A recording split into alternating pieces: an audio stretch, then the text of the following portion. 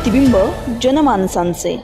आज 5व्या दिवशी इमामी हुसेन हसीन यांच्या सवारीची स्थापना झाली, परंतु ही सवारीची स्थापना झाल्यानंतर या ठिकाणी तुम्ही माझ्या मागच्या बाजूला पाहू शकता, या ठिकाणी सवारीची स्थापना करण्यात आली होती, परंतु अहिल्यानगर महापालिका प्रशासन असेल तसंच महावितरणच्या वतीने या ठिकाणी कोणतीही सुखसुविधा देण्यात आलेली नाही। जी प्रशासकीय सुविधा या ठिकाणी दिली जाते दरवर्षी या ठिकाणी देण्यात आलेली नव्हती।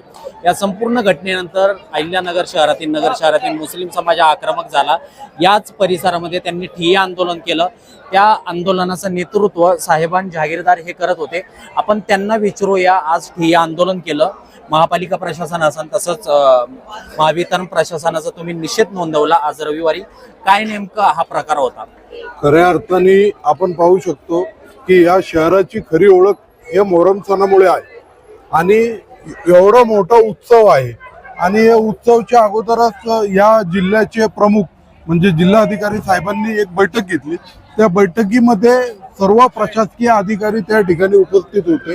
आयुक्त असेल, महावितरणचे आयुक्त असेल, जिल्हा पोलीस अधीक्षक साहेब असेल, ते सर्व त्या ठिकाणी उपस्थित होते आणि जिल्हा अधिकारी साहेबांनी स्पष्ट त्यांना आदेश दिले होते की कुठल्याही प्रकारची नागरिकांची गैरसोय त्या ठिकाणी झाली पाहिजे नाही।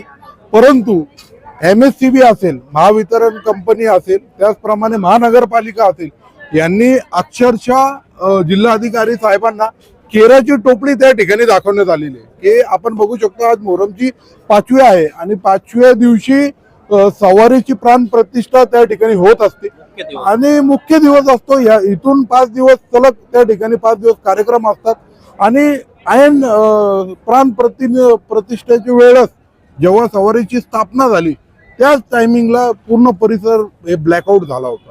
पूर्ण लाईट त्या ठिकाणी गायब झाली होती। आज या ठिकाणी आपण बघू शकतो लाईटीचं सगळं नियोजन महानगरपालिकेच्या माध्यमातून असतो, परंतु त्यांनी साधा जनरेटर सुद्धा त्या ठिकाणी लावण्यात आलेलं नाही। तर याचा निषेधार्थात आज सर्व समाज बांधवांनी ठरवलं होतं की या ठिकाणी आपण आंदोलन करायचं। या ठिकाणी बरेच वेळ या ठिकाणी बसून राहिले, कारण की अंधार झाल्यामुळे अनेक लोकांना त्या ठिकाणी गैरसोयीचा त्या ठिकाणी सामना करावा लागला आणि मी आल्यानंतर मग महावितरणच्या अधिकाऱ्यांशी बोललो आणि मीच त्या ठिकाणी आंदोलन सोडवलं। त्यांनी आंदोलन सोडवलं, काय आश्वासन दिलं तुम्हाला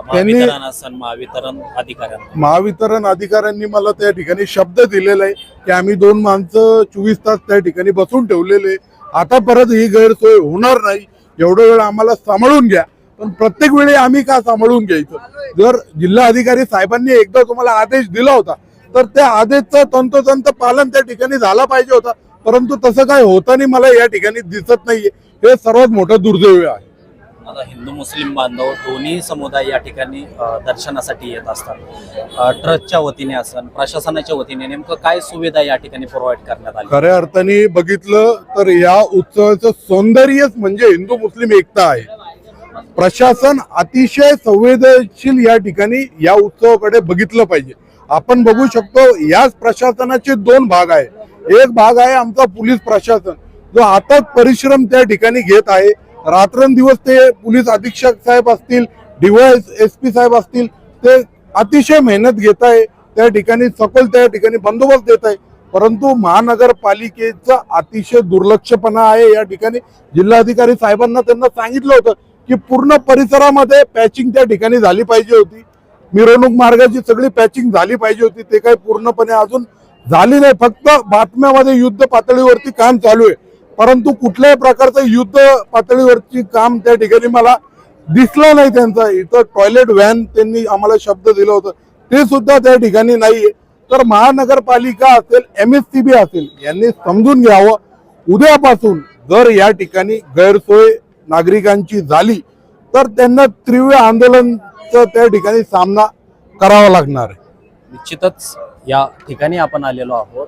याच परिसरामध्ये कोटला परिसरामध्ये इमामी हुसेन हसीन यांच्या सवारीची स्थापना झाली, परंतु या ठिकाणी महावितरणच्या वतीने कोणतीही दखल देण्यात आलेली नव्हती। म्हणजे पूर्ण परिसरामध्ये अंधाराचं साम्राज्य पसरलं होतं।